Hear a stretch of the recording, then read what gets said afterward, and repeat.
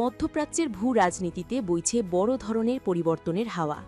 যে অঞ্চল একসময় শক্তি ও দখলদারিত্বের প্রতিযোগিতায় উত্তপ্ত ছিল, আজ সেখানে দেখা যাচ্ছে ভিন্ন এক বাস্তবতা।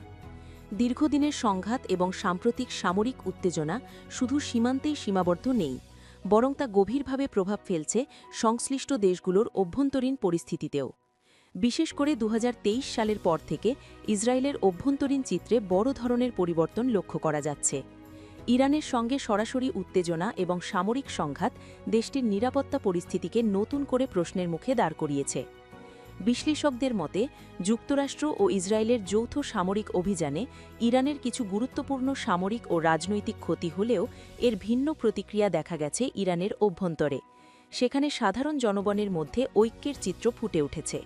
এমনকি অনেক স্থানে স্থানীয় জনগণও প্রতিরোধে অংশ নেওয়ার ঘটনাও সামনে এসেছে, যা বহিরাগত চাপের বিরুদ্ধে একটি দৃঢ় অবস্থানের ইঙ্গিত দেয়।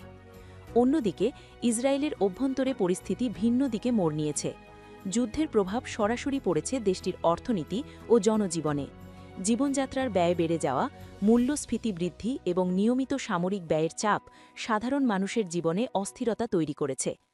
প্রতিদিনের স্বাভাবিক জীবনযাত্রা অনেকটাই ব্যাহত হচ্ছে। হঠাৎ সাইরেন বেজে ওঠা এবং নিরাপত্তার কারণে বাংকারে আশ্রয় নেওয়ার মতো পরিস্থিতি এখন অনেকের কাছে নিত্যদিনের বাস্তবতা হয়ে দাঁড়িয়েছে।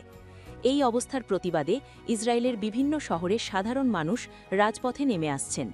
সম্প্রতি হাজার হাজার মানুষ যুদ্ধবিরোধী বিক্ষোভে অংশ নিয়ে আলোচনার মাধ্যমে সমাধানের দাবি জানিয়েছেন। তাদের বক্তব্য, দীর্ঘমেয়াদী সংঘাত দেশের স্থিতিশীলতা ও ভবিষ্যৎকে হুমকির মুখে ফেলছে। সীমান্ত এলাকাতেও দেখা যাচ্ছে নতুন বাস্তবতা।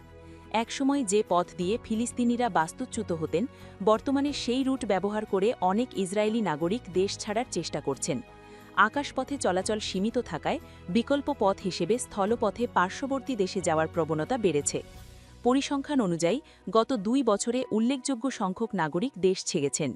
বিশেষজ্ঞরা বলছেন, এই প্রবণতা যদি অব্যাহত থাকে তবে তা ইসরায়েলের অর্থনীতি ও দক্ষ মানব সম্পদের উপর দীর্ঘমেয়াদী নেতিবাচক প্রভাব ফেলতে পারে।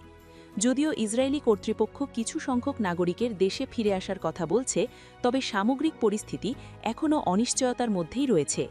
নিরাপত্তাহীনতা এবং ভবিষ্যৎ নিয়ে উদ্বেগ অনেকের মনেই জায়গা করে নিয়েছে। সব মিলিয়ে মধ্যপ্রাচ্যের এই পরিবর্তিত পরিস্থিতি শুধু একটি দেশের জন্য নয়, বরং পুরো অঞ্চলের স্থিতিশীলতার জন্য একটি বড় চ্যালেঞ্জ হয়ে দাঁড়িয়েছে।